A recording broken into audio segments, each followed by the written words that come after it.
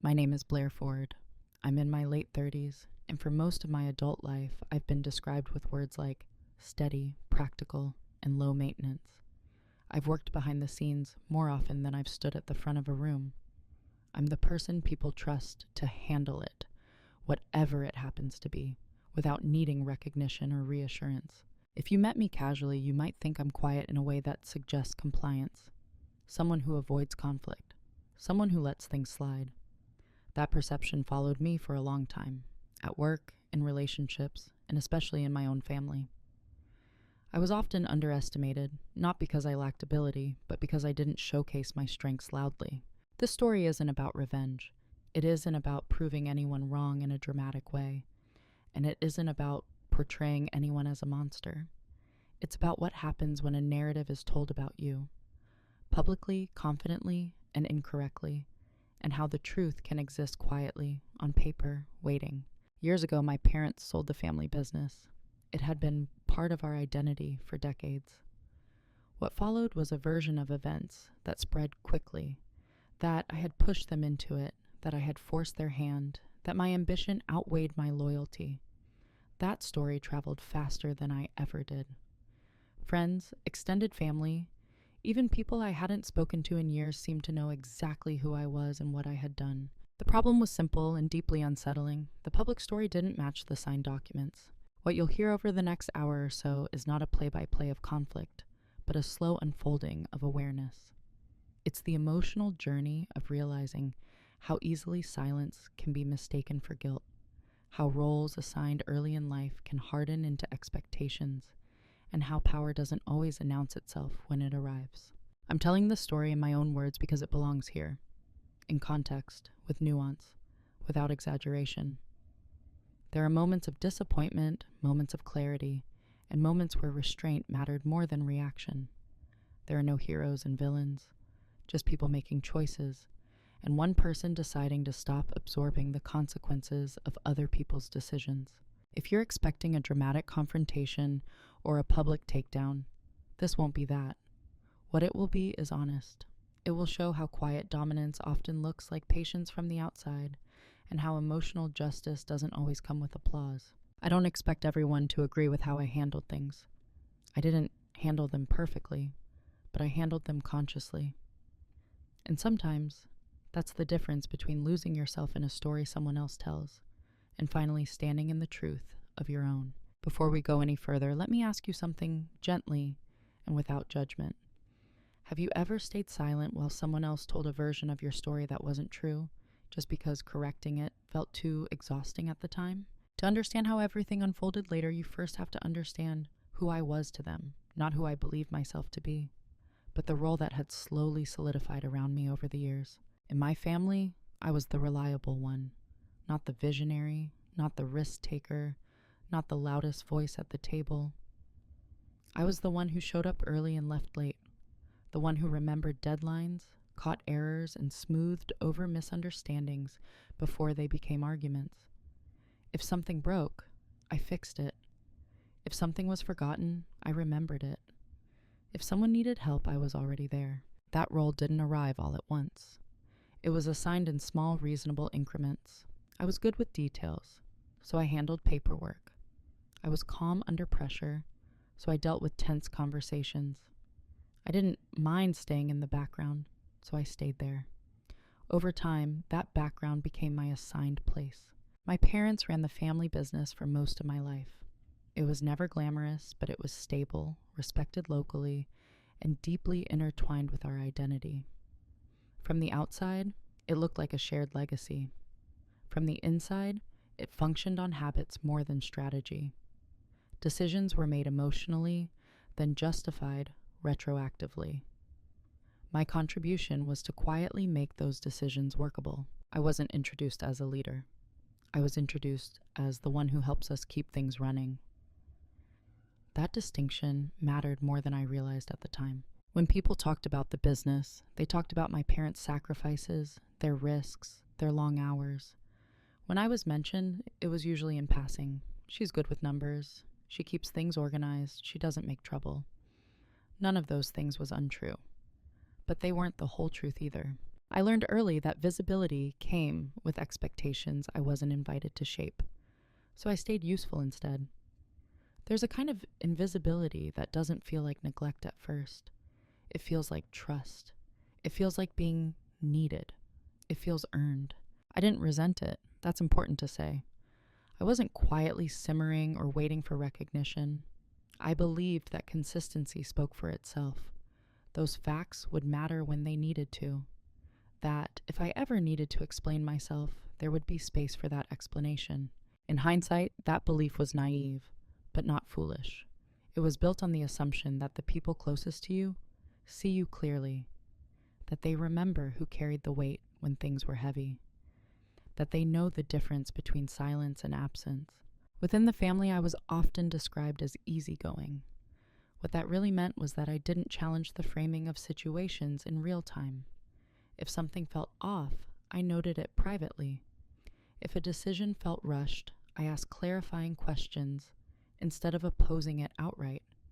I thought I was being respectful. Others experienced it as agreement.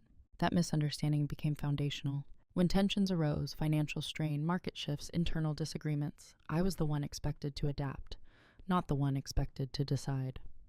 My input was welcomed as long as it didn't alter direction. I became a kind of stabilizing furniture. Important, relied upon, but rarely acknowledged as something that could move. Looking back, I can see how this shaped the story that would later be told about me. When you're known primarily as support, it becomes easy for others to believe you're also influential. When you don't correct that assumption early, it hardens into fact in other people's minds. At the time, I didn't feel wronged. I felt positioned. I knew my value, even if others described it narrowly. I trusted that when the truth mattered, it would be obvious. What I didn't understand yet was how quickly a role can be rewritten when circumstances change, and how easily a quiet person can become a convenient explanation. The first moment didn't announce itself as a turning point. It never does. At the time, it felt almost too small to matter, one of those minor exchanges you register, then dismiss because making a note of it feels petty. It happened during a meeting that wasn't supposed to be significant, just a routine conversation about the business, held around my parents' dining table. Papers were spread out, coffee cooling in mismatched mugs. The kind of setting that signals familiarity, not consequence. I had spent the previous week reviewing supplier contracts, not because anyone asked me to, but because a few inconsistencies caught my attention, and that's how my mind works. I flagged 2 clauses that could create long-term risk if market conditions shifted. Nothing dramatic, just something worth slowing down to consider. When I brought it up, my father smiled in a way I recognized, not unkind, more dismissive than dismissing. "That's a bit too cautious," he said, waving his hand lightly, as if brushing dust from a sleeve. "We've done it this way for years." My mother nodded, already turning to the next page. "It's fine," she added. "We don't need to complicate things." That should have been the end of it, and outwardly, it was. The conversation moved on. The papers were stacked. The coffee was reheated. No raised voices, no tension you could point to and say, "There, that's where it started." But something shifted internally for me. It wasn't that they disagreed. Disagreement was normal. It was the way the concern was framed as overthinking rather than due diligence. As if my role was to tidy up what had already been decided, not to influence what should be decided. What made it sharper was what happened next. Later that week, my father mentioned the same issue to a longtime advisor, framed it as his own cautious instinct. The advisor praised his foresight, told him it was wise to be careful in uncertain times. I was standing in the same room when that conversation happened. I remember because I was organizing invoices at the side table. No one looked at me when the comment was made. No one corrected the attribution. Again, nothing explosive. No injustice you could easily call out without sounding defensive. Just a quiet displacement of credit, and with it, authority. I told myself it didn't matter, that this was about outcomes, not acknowledgement, that I didn't need validation to know I'd been right. And technically, all of that was true. But the cut wasn't about credit, it was about position. I noticed after that how often my contributions were treated as background noise until someone else repeated them with more confidence or more seniority. how suggestions became obvious truths once they came from the right mouth, how my caution was framed as hesitancy, while the same caution from someone else was called wisdom. Everyone else seemed oblivious, or maybe they weren't, but didn't see it as worth addressing. It's amazing how quickly a pattern becomes invisible once it's normalized. I didn't confront it, not because I was afraid, but because I didn't yet understand the implications. I thought this was about communication styles, generational habits, and small egos brushing against each other. I thought awareness alone was enough to protect me. So I adjusted. I spoke less. I chose my words more carefully. I started documenting recommendations more formally, not to protect myself, I told myself, but to keep things organized, to make sure nothing slipped through the cracks. That was the rationalization. The truth was simpler. Something in me had registered a warning. A small cut doesn't bleed much. You can ignore it. You can keep working, but once you've noticed it, you can't unnotice it. Every movement after that carries a faint awareness of where you've been nicked. And I began to realize that being the reliable one also meant being the easiest to overlook, until it was convenient to remember me. After that first small cut, nothing dramatically worsened. That was the most disorienting part. If anything, everything continued as usual. Smooth on the surface, functional enough to justify not asking hard questions. Disrespect rarely arrives as a single event. It arrives as a pattern that feels too mild to confront and too consistent to ignore. I started noticing how often decisions were presented to me as conclusions rather than discussions. Meetings became updates instead of conversations. I was informed, not consulted. When I did raise concerns, they were acknowledged with polite nods and then quietly set aside. "You're probably right," my mother would say. "But we'll handle it," my father would add. That phrasing mattered. "We'll handle it." As if my role ended at observation. As if my involvement was optional once information had been extracted. At first I rationalized it. They were under pressure. The market was shifting. They'd built this business long before I was old enough to understand it, let alone question it. Respecting that history felt appropriate. Necessary, even. So I stayed quiet. Silence in my mind was a form of maturity. I told myself that not every imbalance needed to be corrected immediately. That timing mattered. That pushing back too often would only create friction without changing outcomes. What I didn't fully grasp was how silence can be misinterpreted. Not as patience, but as consent. The more I adapted, the more predictable my role became. I was the one who would make it work, regardless of how late in the process I was included. If a plan was already in motion and cracks began to show, I was brought in to patch them.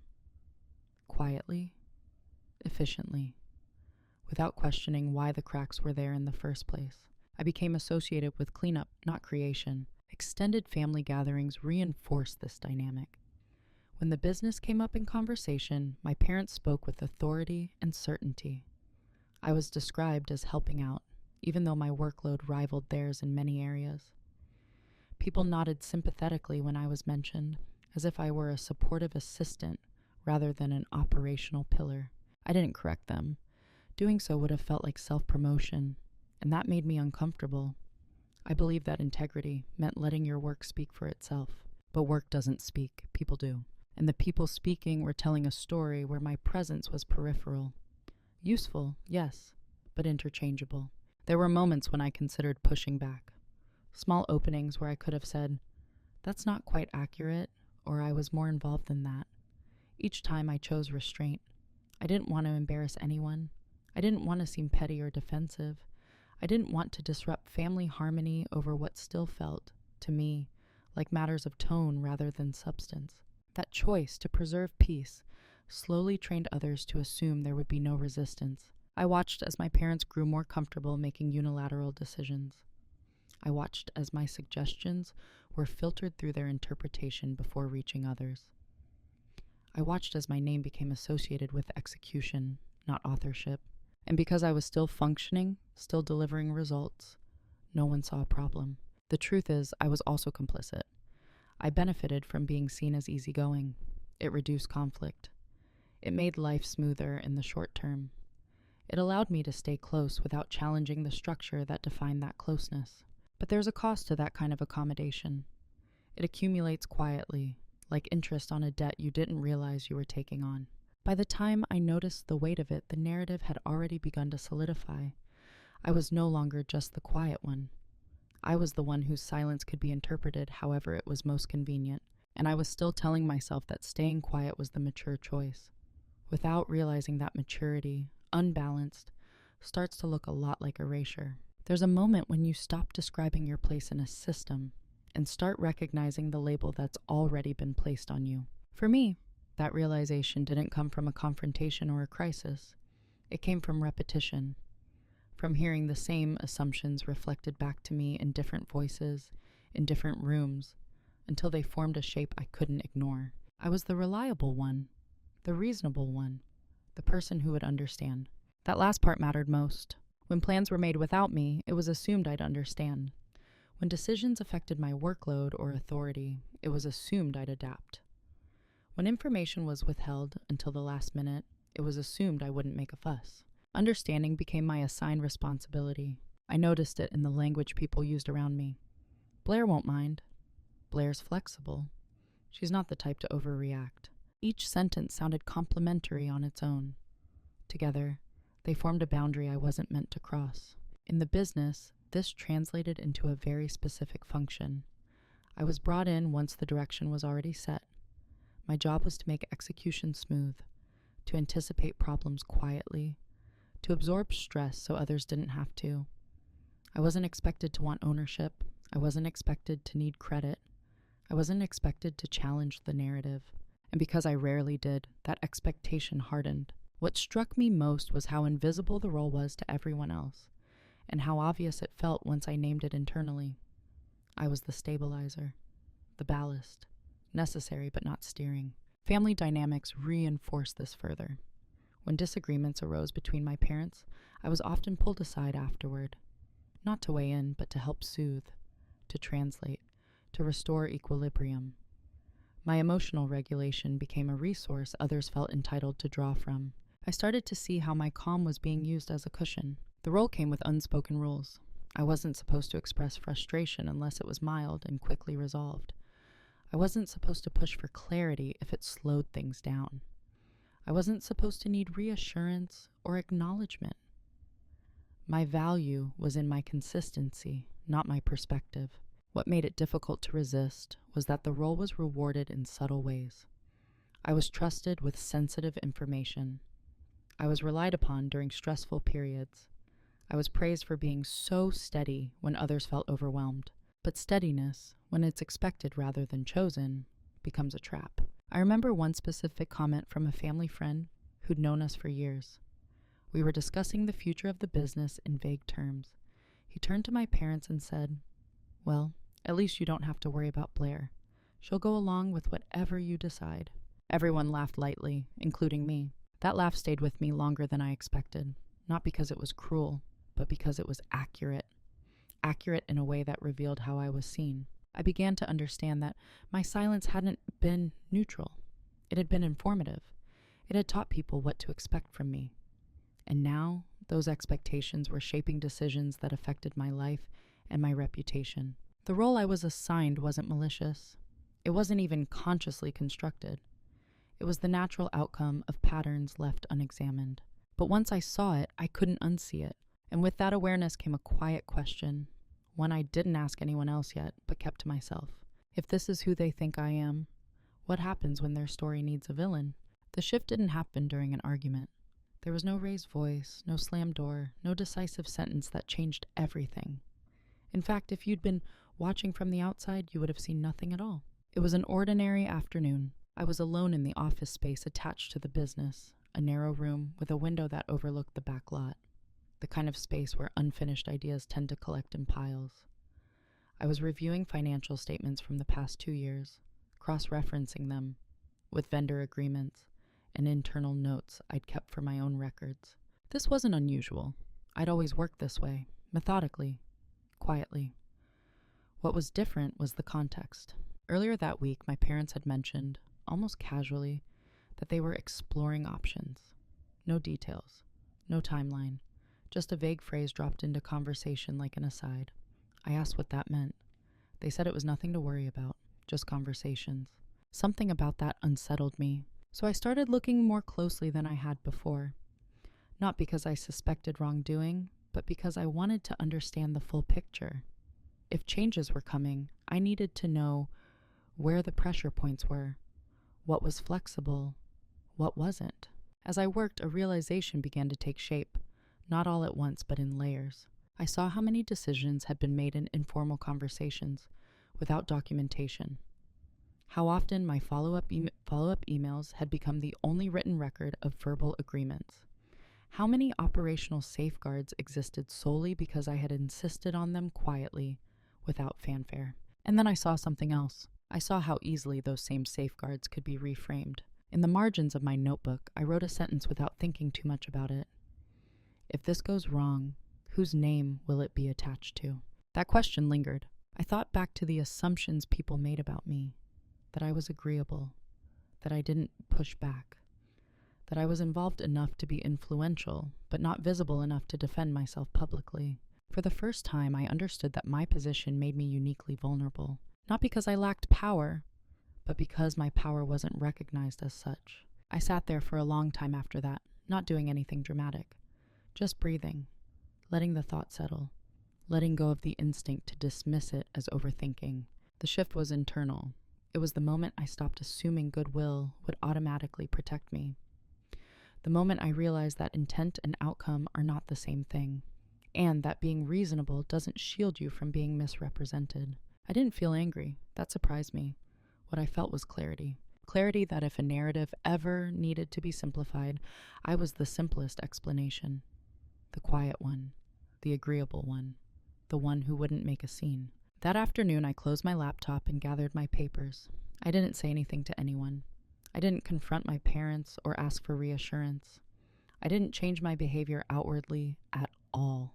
But something fundamental had shifted. From that point on, silence was no longer just my default. It was a choice. And choices, once recognized as such, come with responsibility. Once you realize silence is optional, you start noticing when you choose it and why. Outwardly, nothing about me changed. I still showed up on time.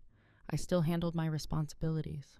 I still spoke calmly and sparingly in meetings. If anyone was watching, they would have seen the same reliable presence they always had. Internally, everything was different. Before, my silence had been reflexive, a habit formed from years of smoothing edges and prioritizing harmony. Now it was deliberate, measured, observed. I began listening more carefully, not just to what was said, but to how it was framed.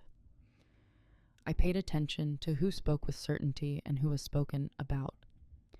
I noticed when my parents described decisions as collective only after the fact, and how easily my role was folded into that collective when it suited the story. When people assume you won't object, they speak more freely around you. I let that happen. I stopped filling in gaps, stopped offering unsolicited solutions, stopped correcting minor inaccuracies that didn't affect outcomes. Yet, each moment of restraint wasn't passive. It was data collection. I also began organizing my records differently, not in a defensive way, in a factual one. Emails were archived with dates and context. Notes were rewritten clearly after conversations, not to accuse, but to preserve the sequence. Documents were labeled in ways that made timelines undeniable. No one noticed this change because it didn't inconvenience anyone. If anything, it made things easier. I was still the person who handled details. I was just handling them more completely. What surprised me was how quickly others interpreted my quiet as acquiescence. The less I spoke, the more confident others seemed in speaking for me. Or, Blair's on board, my father would say in conversations I wasn't part of yet. I didn't correct him immediately. I asked follow-up questions later, neutral ones, clarifying ones, the kind that sounds like alignment. That distinction mattered. Alignment sounds cooperative. Consent sounds final. I was careful never to give the latter. At the same time, I started seeking information independently. Not secrets, just context. I read industry updates. I reviewed legal frameworks relevant to our operations. I refreshed my understanding of how authority and liability are actually distributed, as opposed to how people assume they are. This wasn't preparation for a fight. It was preparation for reality. Silence, I learned, can be read in two ways, as weakness or as confidence. Which one people assume depends largely on what they expect from you. In my case, they assumed the former.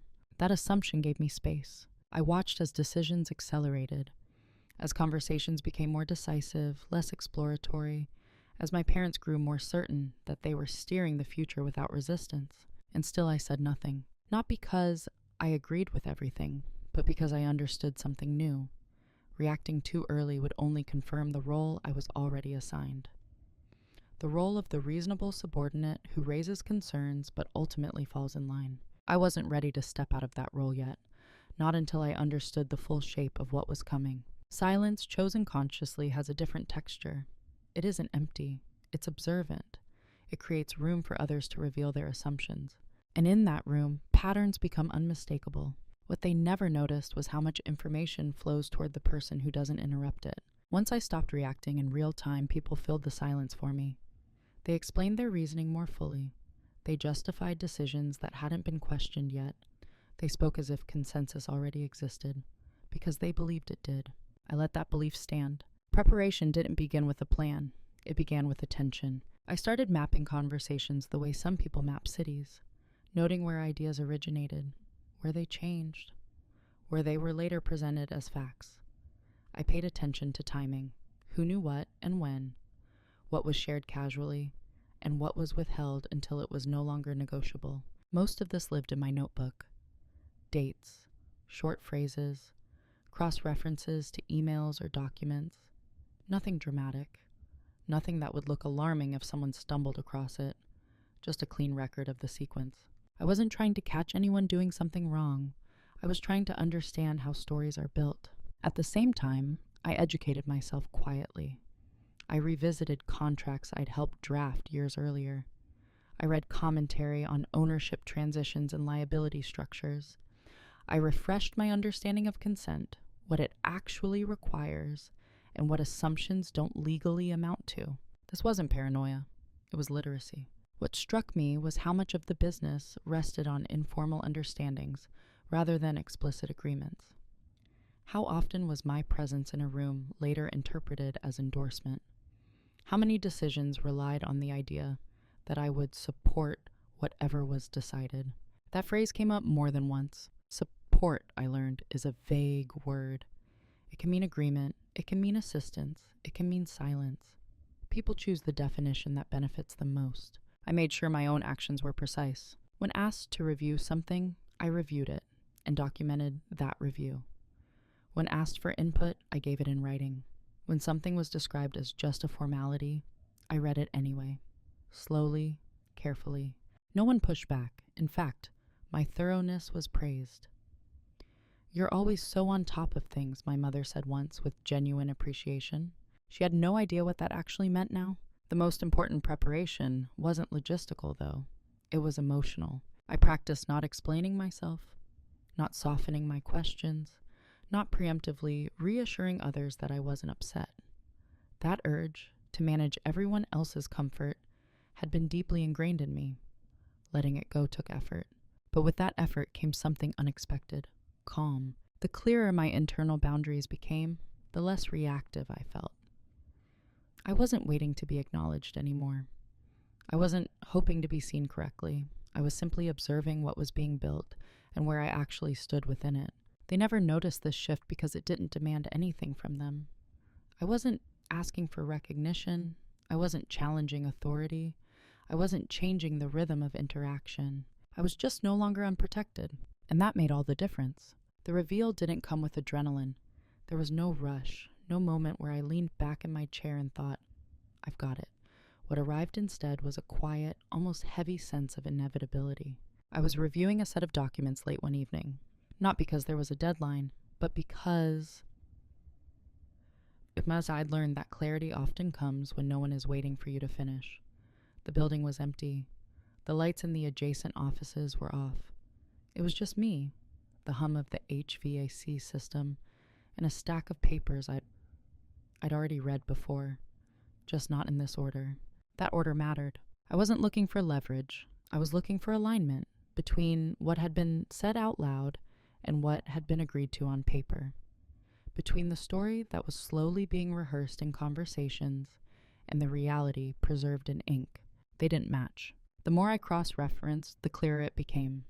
Certain decisions that were now being described as collective had been explicitly documented as unilateral. Timelines that were being compressed in conversation were, in fact, carefully staged in writing. And most importantly, the responsibility being casually attributed to me. The idea that I had pushed, pressured, or forced was nowhere to be found in any formal record. In fact, the opposite was true. There were emails where I had advised caution, notes where I had asked for more time, signed acknowledgments where my role was clearly defined as advisory, not directive. Pages and pages of quiet evidence that told a very different story from the one that was beginning to circulate. I sat with that realization longer than I expected, not because I was shocked, but because I finally understood the shape of the risk. The public narrative could easily crystallize around me, not because it was true, but because it was simple. I was close enough to be plausible, quiet enough to be defenseless, involved enough to be believable. But the documents didn't lie. That was the private reveal. Not that I had power over the situation, but that I had clarity. And clarity in this context was leverage. I didn't feel victorious. I felt steady. There was no temptation to confront anyone immediately, no urge to announce what I'd found. The knowledge didn't make me louder. It made me more precise. For the first time, I could see the path ahead with clean edges. I knew what was mine to carry, and what wasn't. I knew which outcomes I was responsible for, and which ones had been quietly placed at my feet without my consent.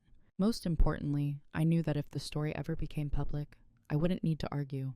I wouldn't need to persuade. I wouldn't need to perform emotion to be believed. The truth already existed.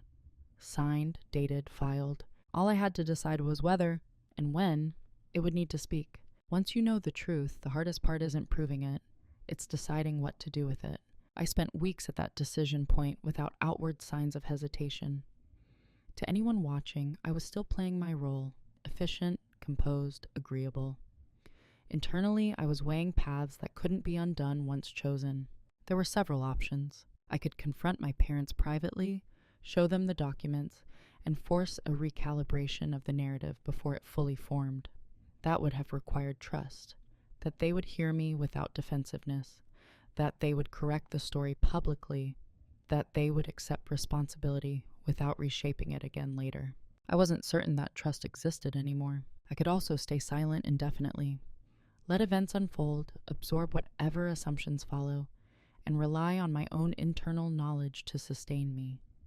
That option appealed to the part of me that valued peace above all else. But it came with a cost I was no longer willing to pay. Silence, at that scale, would have meant accepting a permanent distortion of my integrity. There was a third option, the irreversible one. It didn't involve confrontation or exposure. It involved stepping out of the narrative entirely, removing myself from the position that made misrepresentation possible, and letting reality assert itself through structure rather than argument. That option required patience and restraint, and the willingness to let others misunderstand me for a while longer. I chose that one. The decision wasn't dramatic. It happened on a morning that looked like any other. I reviewed my notes, closed my notebook, and felt a quiet sense of finality. Once I moved forward, I wouldn't be able to explain myself retroactively without undermining the very clarity I was protecting. The choice wasn't about winning. It was about alignment between who I was, what I knew, and how I wanted to exist in the aftermath.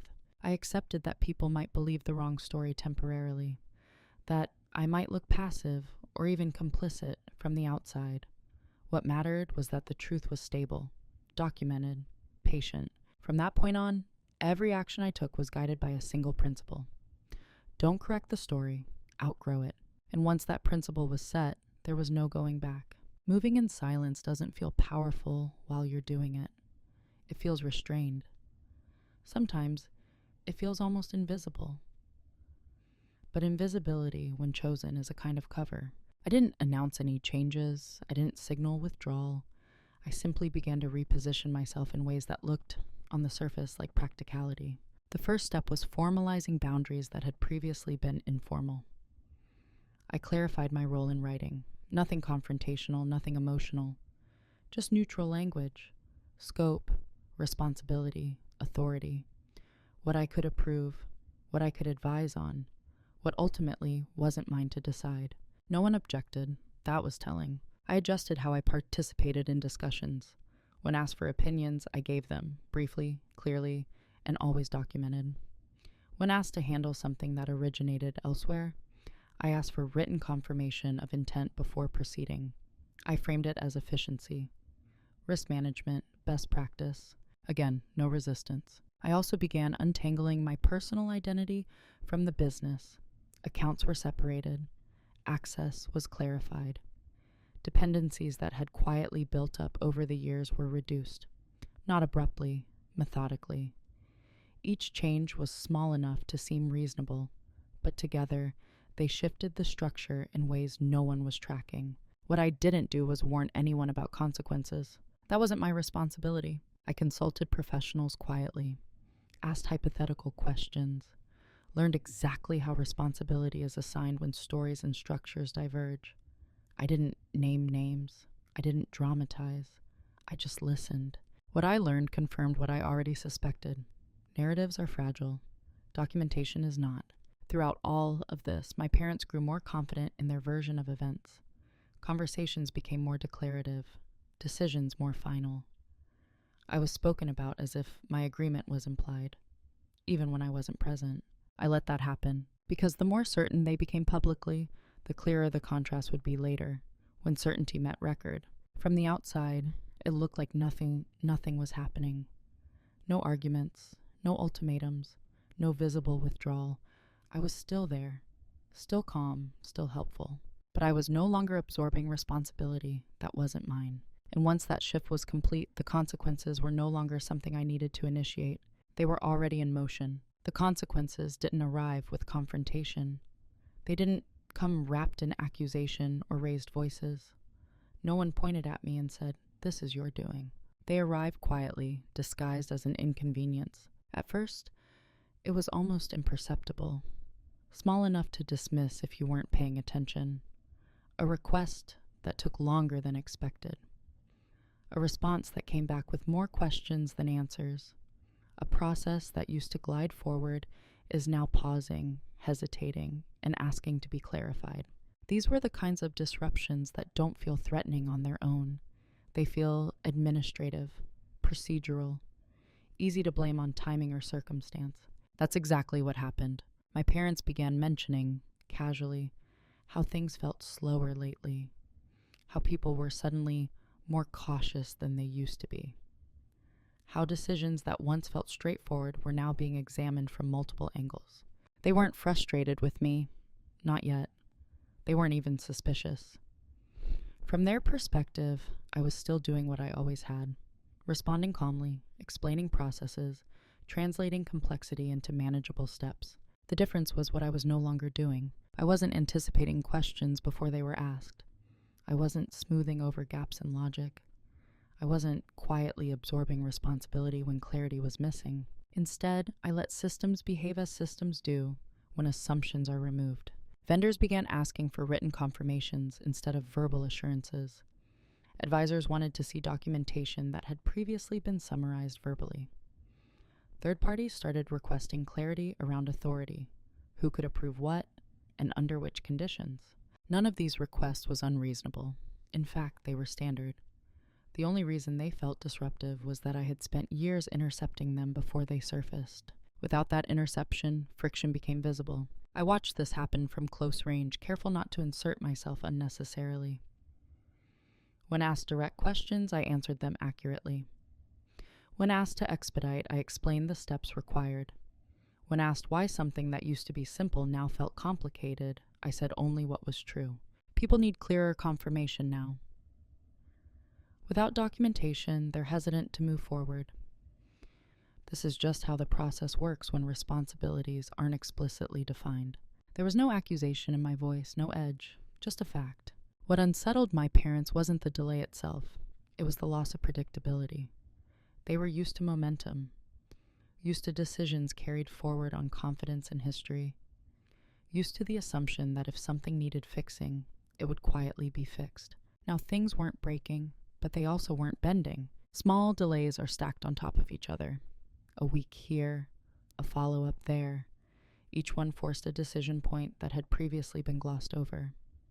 Each one asking in its own way, who is actually responsible for this? That question has weight. As the weeks passed, the emotional tone shifted from mild annoyance to something closer to unease. I could see it in the way conversations changed. Fewer declarative statements, more qualifiers, more checking in with advisors, more frustration when answers weren't immediate. "What's holding this up?" my father asked one afternoon, pacing slightly as he spoke. I didn't rush to reassure him. I didn't jump in to fix the bottleneck myself. I explained calmly that the next step required confirmation from a party that hadn't yet received the necessary documentation. He frowned. "We've never needed that before." I nodded. "They're being more careful now." That was all. What he didn't say, but clearly felt, was the loss of control. Not control over me, but control over the narrative of progress. The sense that things moved because he decided they should move. Now movement requires alignment, and alignment required clarity. As this continued, subtle cracks began forming in the story my parents had been telling others. The story where everything was intentional, where decisions were obvious, where outcomes were simply the result of experience and good judgment. People began asking questions that couldn't be answered cleanly. Why was this option chosen over that one? Who had approved the timeline? When had certain commitments been made? These weren't hostile questions. They were professional ones. But they demanded something the narrative didn't provide: specificity. And specificity has a way of redirecting responsibility. I noticed how often my parents began referring back to each other in these moments, how answers were framed collectively. We thought, we decided, we assumed. That collective language had always existed, but now it was being tested. Because when systems slow down, they don't accept assumptions as currency. There was a moment, small but telling, when an advisor asked for clarification on a particular decision. My father began to explain it, then stopped halfway through the sentence. He glanced at my mother, as if expecting her to finish the thought. She didn't.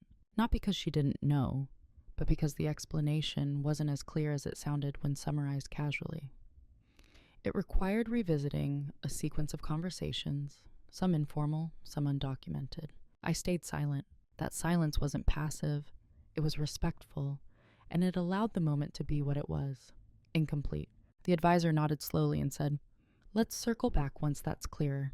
That phrase, "once that's clearer," began appearing more often. With each instance, the sense of certainty my parents had relied on started to erode. Not dramatically, not publicly, just enough to create discomfort. And discomfort has a way of surfacing regret. I could see it in how my mother started double-checking details she used to gloss over, and how my father grew more impatient with questions he couldn't immediately answer, and how both of them began expressing frustration, not at any person, but at the process itself. "This used to be easier," my mother said one evening, almost to herself. I didn't respond, because what she meant was, it used to be easier when someone else made it easy for us. That someone had been me, but they didn't experience my absence as absence. They experienced it as resistance. From the world, from systems, from people who no longer accepted confidence as proof. And slowly something else began to happen. Responsibility started drifting back toward where decisions were actually made. Not because I redirected it, not because I corrected anyone, but because, without my silent absorption, there was nowhere else for it to go. When outcomes were questioned, my name didn't come up. When timelines slipped, no one suggested I had pushed for them. When choices were examined, it became clear, without me saying a word, who had made them. That clarity wasn't satisfying in a dramatic way. There was no moment of triumph, no sense of finally. What there was instead was a quiet realignment, because began matching effect. And for the first time, the story and the structure were starting to move toward each other. By the time they realized something was wrong, they still didn't know what it was. That's the thing about slow consequences. They don't announce the moment when intervention would have mattered most. They let that moment pass quietly, then reveal themselves only after reversal is no longer possible. At first, my parents believed the tension was temporary, a rough phase, external pressure, like bad timing layered on top of difficult decisions. They told themselves that once things settled, momentum would return. But momentum doesn't return on its own when what sustained it has been removed. I began to notice a new tone in their conversations. Less certainty, more urgency. Questions that circled the same issues again and again, as if repetition might produce a different answer. Why are they pushing back now? Since when do they need all of this in writing? Why does everything feel harder all of a sudden? None of those questions was directed at me, not directly. I was still perceived as neutral, a translator, not a trigger. And because I didn't correct that perception, it held. What changed was the emotional undercurrent. Where there had once been confidence, there was now irritation. Where there had been irritation, there was now concern. The space between decisions and outcomes widened, and in that space, doubt took root. I watched as my parents began reaching for fixes that no longer worked. They called old contacts, assuming familiarity would smooth things over. It didn't. They spoke with more certainty, believing confidence would substitute for clarity. It didn't. They grew more insistent, more impatient, mistaking resistance for misunderstanding, and still nothing moved. That's when panic begins. Not loud, dramatic panic, but the kind that shows up as restlessness, as late-night emails, as sudden urgency around things that were dismissed as unimportant weeks earlier. I noticed my mother rereading documents she'd previously skimmed. I noticed my father revisiting decisions he'd framed as final. The past was being examined, not for understanding, but for escape routes. They started asking me questions differently. Not what do you think, but what do we do now? That shift mattered. The problem was that by then, there were fewer options. Not because anyone had blocked them, but because the window for clean adjustments had closed. Processes had advanced. Commitments had been acknowledged. Structures had hardened. I explained this calmly when asked. I didn't dramatize. I didn't moralize. I simply outlined what was possible and what wasn't. Some things could be adjusted.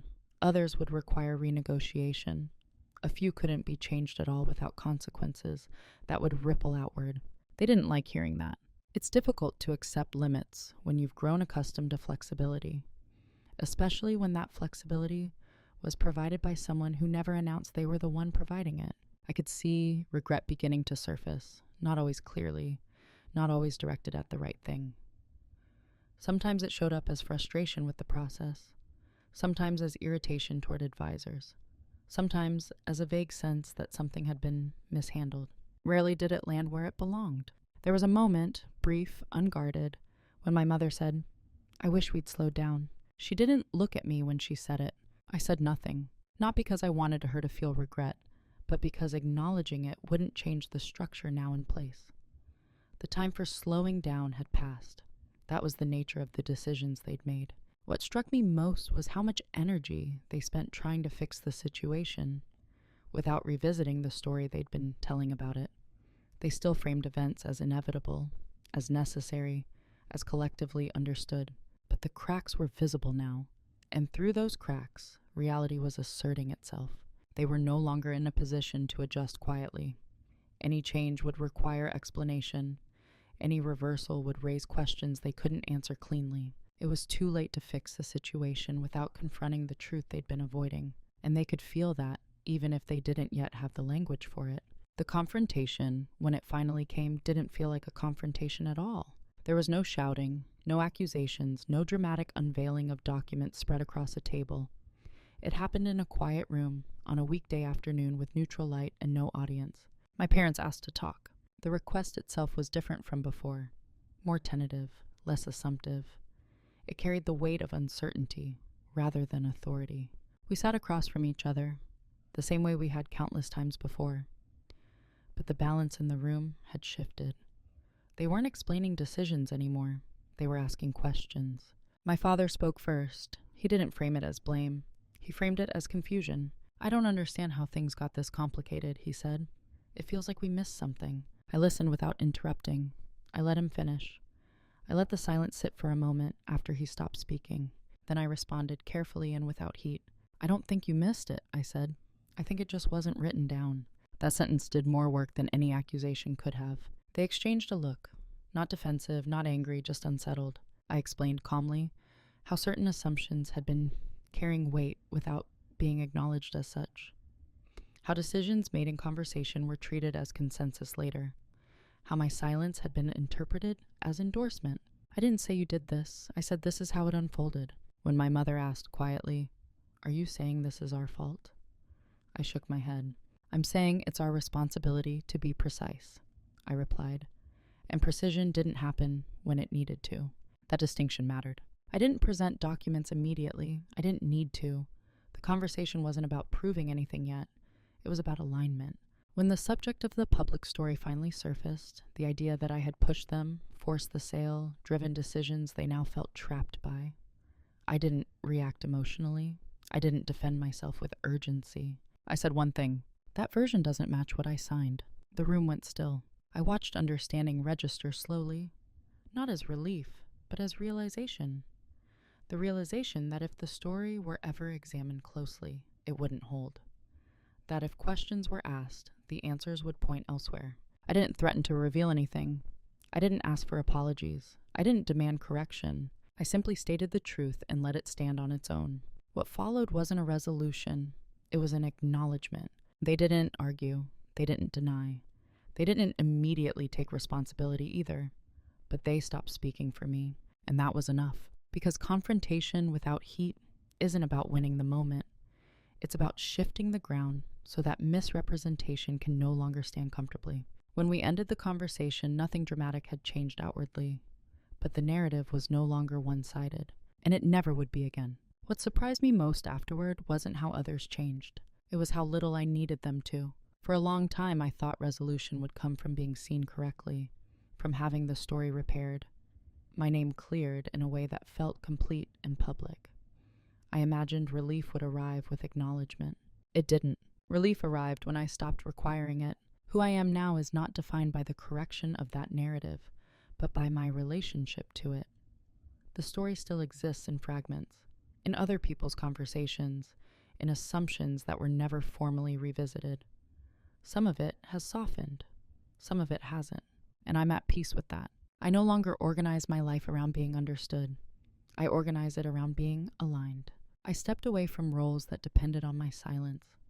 Not abruptly, intentionally. I chose work that recognized clarity instead of exploiting calm. I set boundaries early, not as defenses, but as facts. I ask for precision now, not because I'm anxious, but because I value my time and my integrity. My relationship with my parents is different, quieter in a new way. There's more care in how decisions are discussed, more awareness of what isn't being said. We don't revisit the past often. We don't need to. What matters is that my voice now exists in real time, not as an afterthought. I still believe in restraint. I still choose calm over reaction, but I no longer confuse restraint with self-erasure. Silence, when I choose it now, feels spacious, not heavy. I understand something I didn't before. Quiet dominance isn't about control. It's about authorship, about knowing where your responsibility ends and refusing to carry what doesn't belong to you. I don't need to be central to the story anymore. I need to be truthful in my own. And that has changed everything. For a long time, I believed that fairness would arrive automatically, that if I behaved reasonably enough, consistently enough, the truth would eventually surface on its own. I believed that integrity was self-correcting.